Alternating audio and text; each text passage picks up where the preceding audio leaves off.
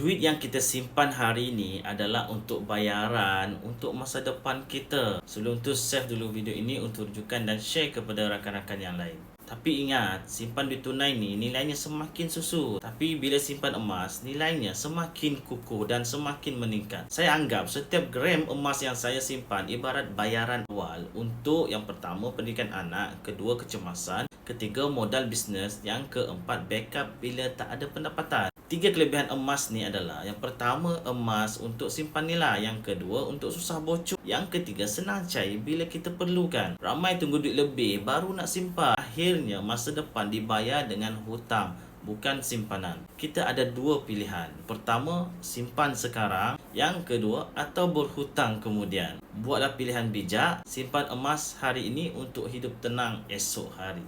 Kalau anda nak mula simpan emas, tengok video 5 langkah untuk mulakan simpanan emas. Saya akan bantu dan bimbing anda sebaiknya. Jemput follow dan komen jika ada pertanyaan.